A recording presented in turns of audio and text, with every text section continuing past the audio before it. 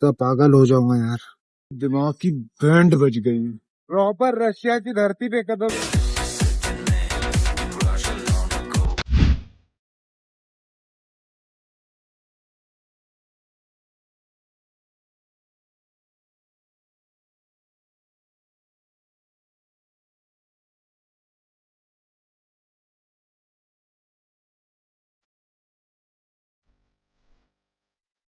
Painting देखो, ये Einstein की पेंटिंग है, ये जिम कैरी की है, मिस्टर बीन। ये पता नहीं कौन भाई साहब है, लड़कियों में तो पता नहीं। बाकी दो खूबसूरत सी पेंटिंग। शहर के हर कोने में अलग तरह की वाइब है। वहां पर पियानो वैनो बजाते हुए मिल गए, आगे भी वहां पर रिपब्लिक स्क्वायर के पास। और यहाँ पर देखो ये तेज म्यूजिक,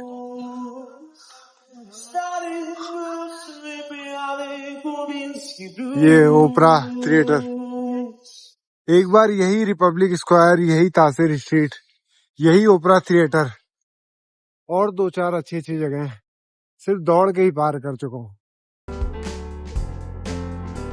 भाई नियर है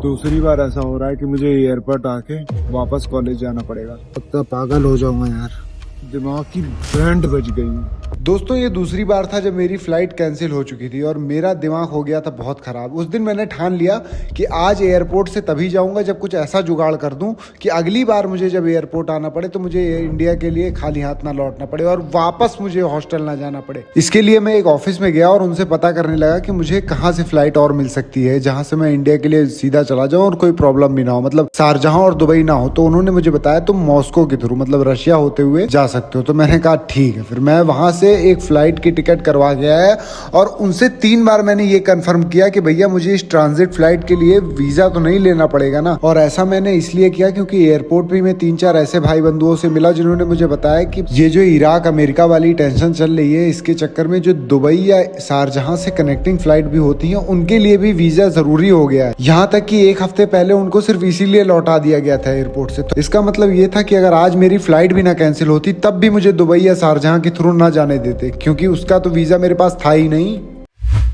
शाम हो चुकी है, थोड़े से बिस्किट खाए, एक नींद पूरी कर चुका हूँ।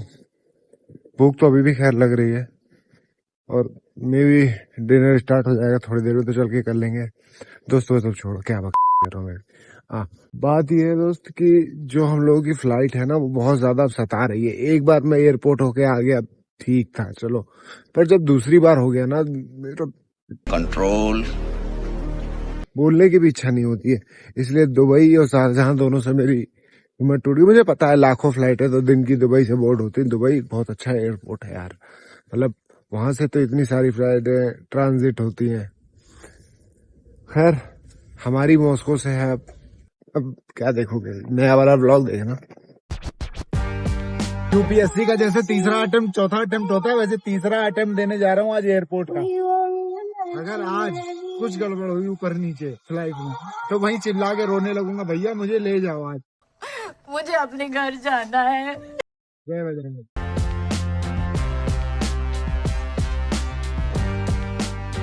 दोस्त बड़ा मजाकिया है, कह रहा है कि बाय बाय कर दो एयरवन पे। मैंने कहा 2 बार से तो कोशिश कर ही रहा हूँ। फटे तो फटे, नवाबी ना घटे। इस बैग का वेट देखो। हद है।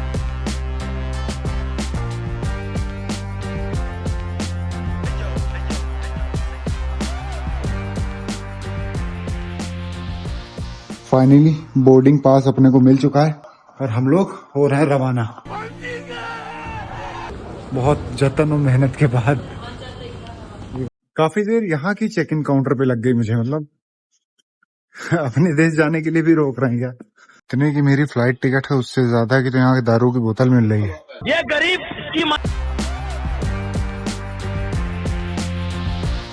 कभी भी मैंने देखा है कि एयरपोर्ट पे कभी भी मनी एक्सचेंज मत करो। ये पीछे जो एक छोटा सा मेरे दिख रहा है, ये क्या कहते हैं, एक्सचेंज एक्सप्रेस। इस पे मैंने पूछा, उन्होंने बताया कि $100 के तुम्हें मिलेंगे 32,000 दिरहम। पिछली चक्कर $100 के मुझे मिले थे जस्ट नीचे यूनी बैंक से 38,100 दिरहम, मुझे याद है क्योंकि मैंने वीडियो भी बनाई थी। तो हमेशा बाहर निकल के लो, कभी भी एयरपोर्ट पे ही मनी एक्सचेंज मत करो। 5 hours later. प्रॉपर रशिया की धरती पे कदम।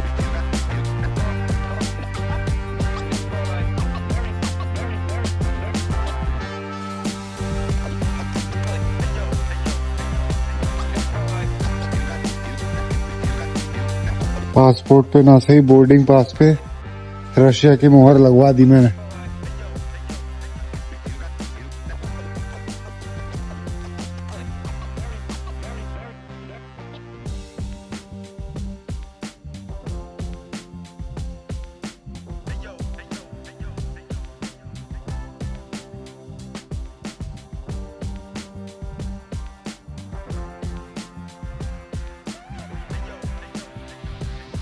मैंने द काइट रनर बुक में एक बात पढ़ी थी कि जब लगता है सब ठीक तभी शुरू होती हैं मुश्किलें। और जो सबसे बड़ी मुश्किल थी और वो मुझे मुश्किल लग भी नहीं रही थी, वो थी इस फ्लाइट का लेओवर 22 घंटे का। क्योंकि मेरे पास 3-4 कार्ड, $200 कैश और सब कुछ था। मतलब मैं तो अपनी तरफ से पूरा प्रिपेयर था, पर रशिया मुझसे एक कदम आगे। वहां पर इंस्टाग्राम, फेसबुक, व्हाट्सएप तो चलता ही नहीं, साथ ही जो कार्ड में लेके आया था उनमें से एक भी कार्ड नहीं चला। उन्होंने बोला केवल रशियन बैंक से हम लोग अलाउ करते हैं। मैंने कहा ठीक है। फिर मुझे लगा कि अपने डॉलर एक्सचेंज कर लेनी चाहिए। फिर मैं डॉलर लेके जब उनके काउंटर पे गया मनी एक्सचेंज के, तो मुझे पता चला कि मेरे मेक माई ट्रिप से जो मैंने डॉलर खरीदे थे उन पे छोटी सी मोहर लगा के उन्होंने दे दी है। और इन्होंने साफ मना कर दिया कि भैया हम नहीं ले सकते आपका डॉलर, आप इसे इंडिया ले जाइए। तो अगले 22 घंटों तक मुझे पानी पी के उस एयरपोर्ट पे रहना पड़ा। So big thanks to MakeMyTrip and their staff, जिन्होंने मेरे सिंपल से लेवर को एक 22 घंटे का अर्ध करवा चौथ का व्रत बना दिया। और जब उनके स्टाफ को मैंने कॉन्टेक्ट करके अपनी समस्या बताई तो उन्होंने बताया कि इसमें आपकी ही गलती है, आपको देख के लेना चाहिए था कि उसमें मोहर है।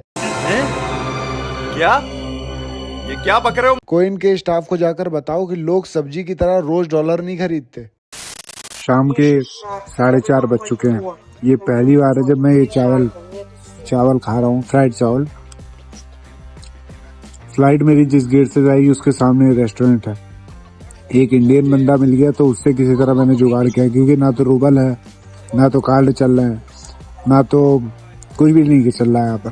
तो फिर दोस्त ने मदद की और अब जाके मेरे मुंह पे निवाला पड़ा है। इतना चुभने लगा हूँ सबको।